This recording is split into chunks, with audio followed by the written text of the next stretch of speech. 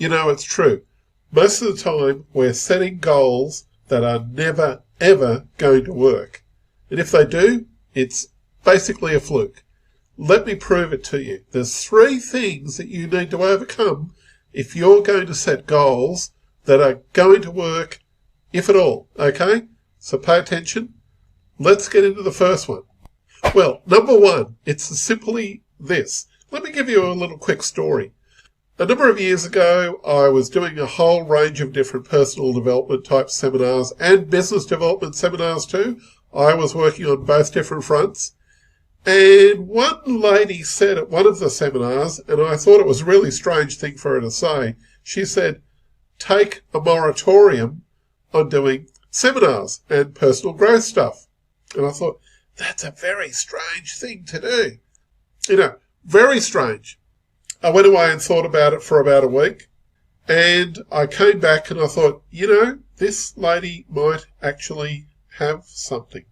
And I thought, basically it's this. Not only did I take a moratorium, which she'd suggested 12 months, I wound up taking something like 6 years as a break from doing seminars. Yeah, believe it or not, 6 years as a break from doing any kind of seminars.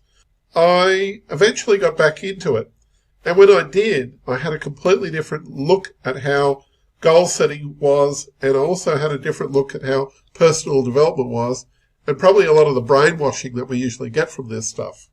And here's one thing that I found that actually does work, and let me just get this idea out there. First of all, we are very obsessed with KPI type of goals. You know, like if you set a goal, it's got to be, I've got to achieve X, Y, Z, and it's got to be by this particular time, and it's got to be a highly inflated figure.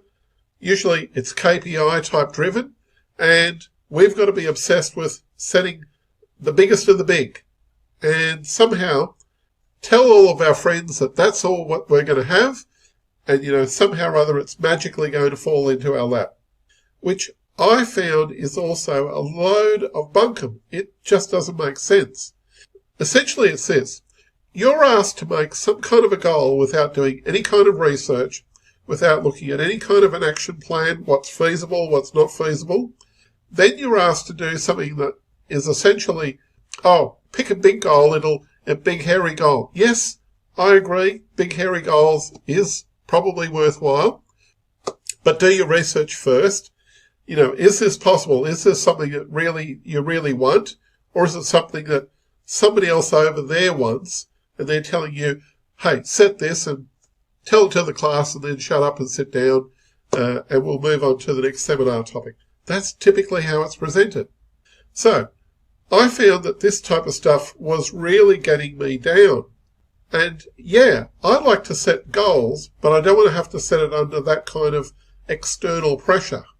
Now, 2 things came out of this whilst I was taking that moratorium break from setting, any kind of personal development type stuff that I was going to get involved in after going to that particular seminar where the lady said, take a break from doing all this seminar stuff. And I thought, you're crazy. Okay, she wasn't crazy. There was 2 things that came out of this particular situation that I did take notice of, and at first it was a strange one.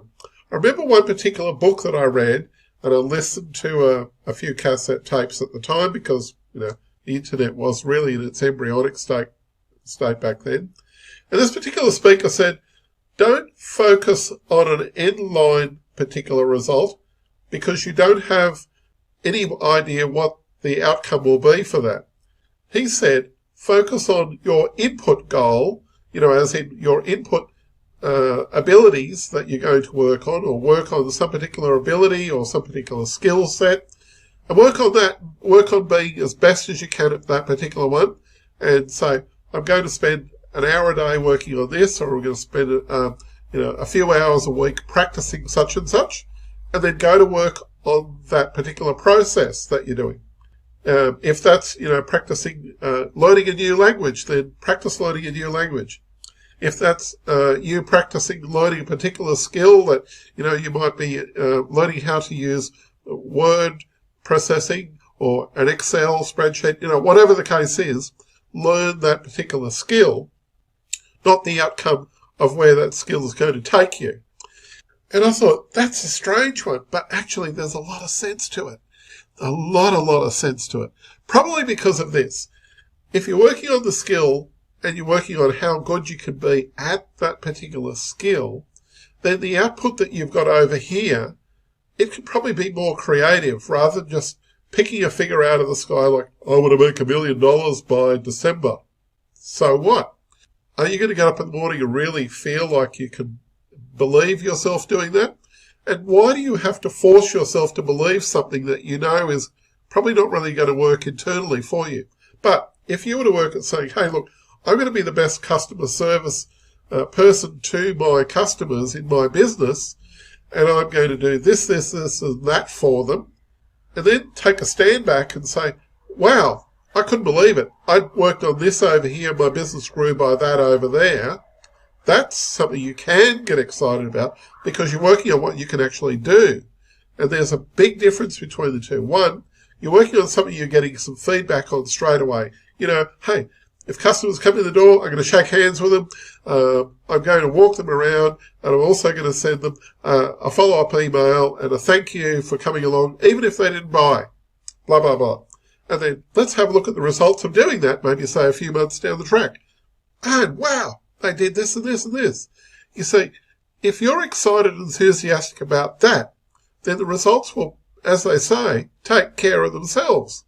So that's one thing that I did find works really well. The other thing is too, the second thing is this.